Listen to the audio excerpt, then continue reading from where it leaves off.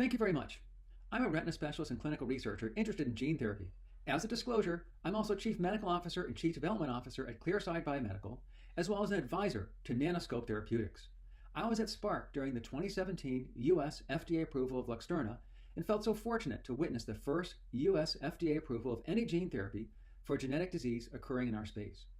During the FDA Advisory Committee meeting, I got to hear patients give testimony of how they could see their parents' faces for the first time, stars in the sky for the first time, go trick-or-treating for the first time, and even see snow for the first time. In retina, we're so extraordinarily fortunate to be the epicenter of so much gene therapy innovation. Gene therapy research is focused on the retina, given the presence of post-mitotic cells, relative immune privilege that limits inflammatory response, both small and large animal models, direct accessibility via intraocular delivery, and the non-invasive ability to monitor for disease progression or therapeutic response. In addition, there are a large number of monogenic inherited retinal diseases, as well as several multi-billion-dollar markets for non-inherited diseases such as macular degeneration, diabetic retinopathy, and diabetic macular edema. In fact, we now have so many companies developing retinal gene therapies that it can be confusing to understand how these therapeutic assets are differentiated to address specific challenges. Today, I'm going to provide some conceptual framework to organize, better understand, and differentiate these therapies. Very broadly, these differentiating features include an increasing number of strategic categories, novel delivery techniques, and evolving administration procedures. These innovations can address current challenges such as exploring gene-independent approaches for hundreds of rare inherited diseases, transferring genes too large for AAV vectors, producing proteins in mitochondrial disorders, knocking down and replacing genes in autosomal dominant disorders, minimizing ocular inflammatory response, and investigating novel methods of ocular administration. Gene augmentation, a strategy that underlies Luxturna and many investigational gene therapies, transfers a normal gene driven by a promoter to the nucleus to ameliorate loss of function. Gene inactivation involves silencing a gene, often a dominant negative one. Gene editing involves revising the existing genetic code, another approach to dominant negative disorders, or disorders involving large genes beyond the carrying capacity of AAV. And RNA modulation involves modulation of transcription, processing, or translation of messenger RNA. Since recessive monogenic disorders yield total or subtotal absence of functional protein, they're most amenable to gene augmentation, which can restore lost function. In some cases, restoring even a small percentage of the normal gene product can revert the phenotype. Spark and Myra GTX have sponsored clinical trials for RPE65 mutation-associated inherited retinal disease. Atsena has sponsored a phase 1-2 trial in Leber congenital amaurosis type 1. Harama has sponsored a phase 1-2 trial in retinitis pigmentosa caused by the PDE6B mutations. Oxford Biomedical with Sanofi have sponsored trials in Stargardt and Usher syndrome. AGTC and Myra GTX has sponsored trials in achromatopsia. Gene augmentation clinical trials are also underway for X-linked recessive disorders. Biogen, Spark Therapeutics, and 4D Molecular Therapeutics have sponsored trials in choroideremia. Biogen, Myra GTX, AGTC, and 4D Molecular Therapeutics have sponsored trials in X-linked retinitis pigmentosa. Mitochondrial disorders can be addressed using a mitochondrial targeting sequence. GenSight has sponsored clinical trials in Leber hereditary optic neuropathy. Gene augmentation strategies can be used in a biofactory approach in which native cells are transduced to produce and secrete non-native therapeutic proteins. Given the number of different mutations underlying retinal degeneration, gene-independent neuroprotection strategies may represent a valuable strategy. Sparing Vision is developing a gene-independent gene therapy that expresses rod-derived cone viability factor for multiple inherited retinal diseases. GenSight and Nanoscope are investigating an optogenetic approach for the treatment of advanced rod-cone dystrophies. Ocugen targets nuclear hormone genes, which regulate multiple functions within the retina, and plans to study multiple inherited retinal diseases. Also, there are current clinical trials targeting multifactorial acquired conditions. Adverum and REGENXBIO are sponsoring clinical trials involving local production and secretion of anti-VEGF agents in neovascular AMD and diabetic retinopathy. Hemera, Gyroscope, and Gemini are targeting the complement system for geographic atrophy, and Ivansense is targeting an inflammatory cytokine for uveitis. Compared to recessive monogenic disorders, toxic gain-of-function mutations in autosomal dominant disorders require a more complex strategy, as one gene copy produces an abnormal protein which must be suppressed, while the other gene copy expresses a normal protein. A prominent strategy involves short hairpin RNAs using a knockdown and replace approach. Short hairpin RNAs are non-coding RNA that regulate mRNA expression and can be encoded into a therapeutic vector transgene for continuous production. Using this strategy, the abnormal rhodopsin gene product is silenced, while the co-packaged resistant Rho transgene can express functional protein. After promising results in canine models, Iveric Bio is planning human clinical trials. Gene editing can also target autosomal dominant mutations by generating precise DNA modifications at specific sites to silence the dysfunctional gene. The CRISPR-Cas editing system binds a target DNA site and introduces a double-stranded break, which is then repaired by either non-homologous end joining to lead to mutations with premature stop codons, or by homologous directed repair using a template. Editas is sponsoring a clinical trial involving CRISPR genome editing to edit an abnormal splice site in the CEP290 gene, which causes Leber congenital amaurosis type 10. Editas also plans to develop genome editing therapies for autosomal dominant retinitis pigmentosa due to Rho mutations, as well as Usher syndrome type 2A. RNA-based therapy represents another form of gene therapy which involves modulation of transcription, processing, or translation of mRNA. Many RNA therapeutics in development are synthetic non-coding RNAs that regulate mRNA expression. Unlike gene augmentation, but like gene editing, most RNA therapeutics are mutation-specific, potentially narrowing their addressable patient population to specific mutations on specific genes. However, they can be administered intravitreally with potential for pan-retinal effect. Antisense oligonucleotides are single-stranded synthetic RNAs or DNAs currently undergoing clinical investigation for the treatment of inherited retinal diseases.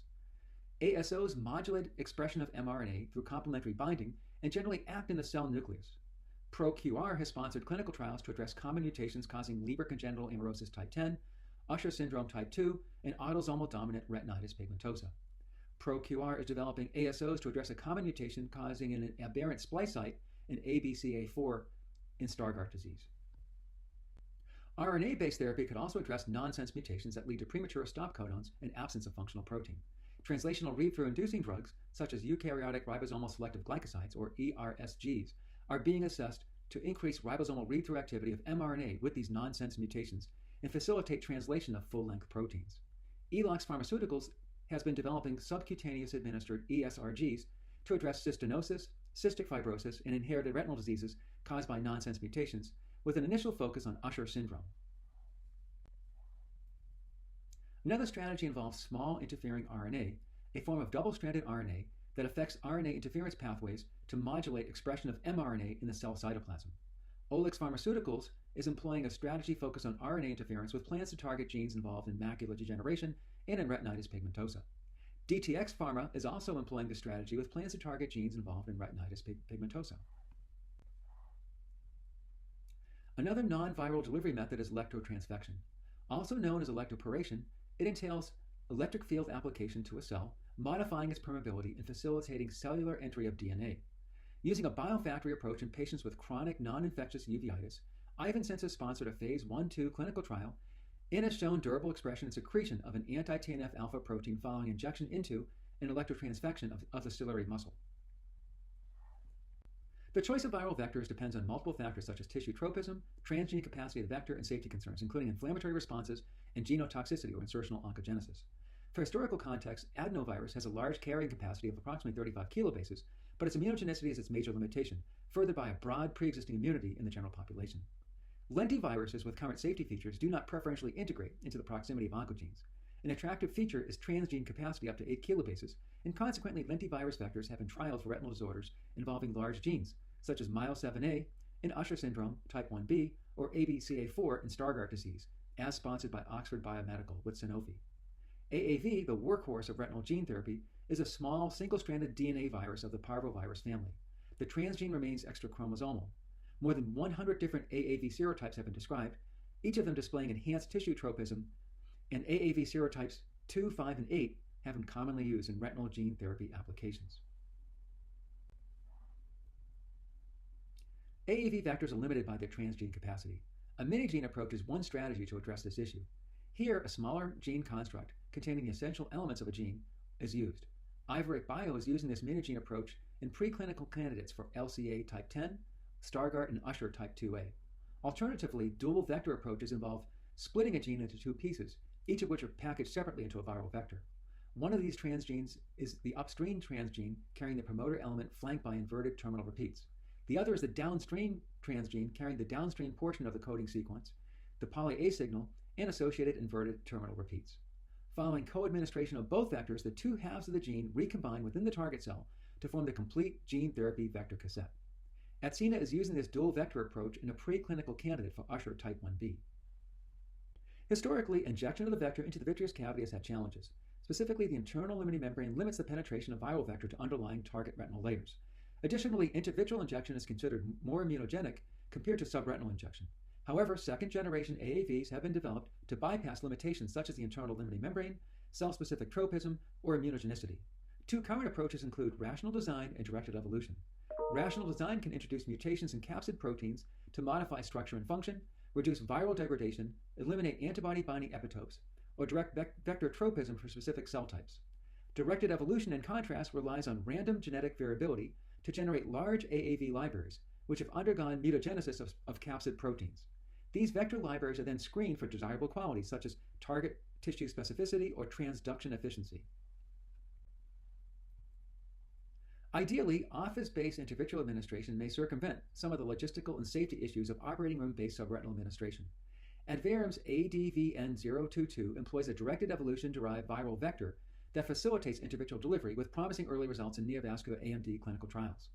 GenSight is using a similar vector for an optogenetic approach in the treatment of advanced rod cone dystrophies. Similarly, 4D Molecular Therapeutics is using a proprietary intravitreal vector with clinical trials in progress or planned for X-linked retinitis pigmentosa, choroideremia, neovascular macular degeneration, and diabetic retinopathy, as well as autosomal dominant retinitis pigmentosa. REGENXBIO is currently assessing an office-based suprachoroidal approach with RGX-314 in neovascular AMD and in diabetic retinopathy. Gyroscope is developing a subretinal delivery technique involving a flexible cannula that is threaded within the suprachoroidal space to reach the targeted subretinal space as an alternative to pars plana vitrectomy. They are currently targeting geographic atrophy with an anti-complement biofactory approach. Today I've provided some conceptual framework to organize, better understand, and differentiate innovations of retinal gene therapy. Gene therapy has evolved rapidly over the last decade with a growing safety record in multiple small clinical trials. In addition to gene augmentation for recessive monogenic disorders, evolving biofactory approaches may address common multifactorial disorders such as macular degeneration and diabetic retinopathy, while novel gene inactivation and editing strategies may address rare autosomal dominant hereditary retinal disorders. Additionally, alternative gene therapies, including RNA modulation, as well as evolving administration techniques, could further expand therapeutic possibilities, while optimization of viral vectors may enhance immune tolerance, cell-specific tropism, and intraocular delivery possibilities. Beyond these technical innovations, there's been much recent progress in the adoption of genetic testing, acceptance of novel functional endpoints, and development of new orphan therapy reimbursement models tied to real-world effectiveness, all of which could further facilitate utilization of retinal gene therapies in clinical practice. Given this robust optimization and rapid innovation in gene therapy, retina has an exciting future. Thank you very much for your attention.